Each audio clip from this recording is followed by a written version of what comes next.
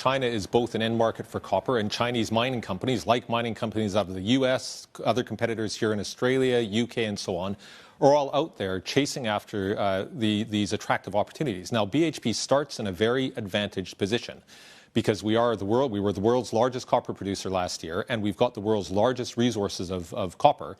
We've bolstered that further through the Odds Minerals acquisition here in Australia, where we've integrated that into an exciting new basin in South Australia.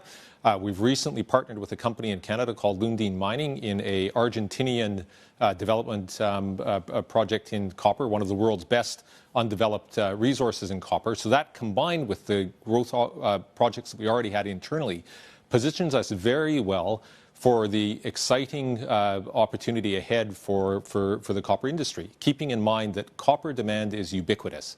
It's not dependent on any single thematic. It's essential for the functioning of the economy today, certainly for economic growth. And as the world's population continues to grow, as living standards rise, that's going to require a lot more copper.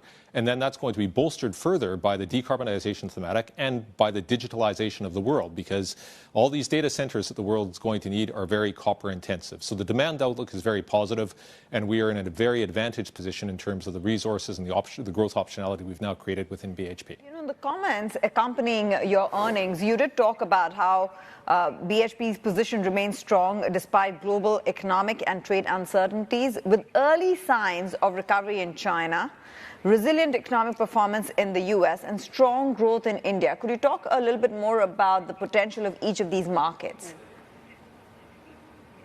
Sure. So of course, there's both the market opportunity and then the commodity-specific opportunity. If I talk about markets, we are starting to see some green shoots in, for example, the property sector in China. We're not calling the strong momentum yet, but we do expect momentum is going to build over the remainder of 2025 and into 2026.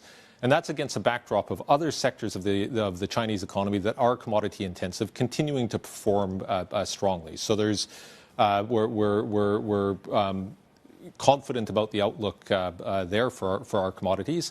In addition to that, India remains the world's largest or the world's fastest growing large economy.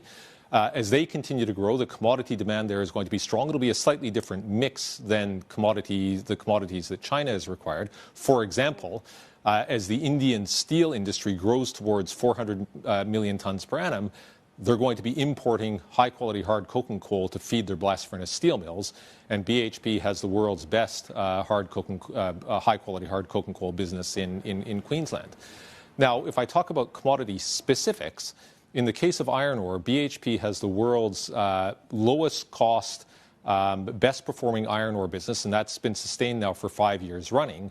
So against the backdrop where we do expect competition to heat up in the iron ore market in coming years, we're best placed for that world. That's going to continue to be a very high-performing business. Copper, demand for copper is ubiquitous. It's used in all walks of life. As the global economy continues to grow, as we see recovery around the world, we expect copper demand to be very strong. We're well positioned there. And then finally, potash. So this is a new investment or business for BHP. We're investing in 2 stages of the Jansen project in Canada, very large-scale, low-cost potash resources. This is going to be a very attractive business long-term, sits at the low end of the cost curve, is going to help with the world's ability to meet the need for more food sustainably produced.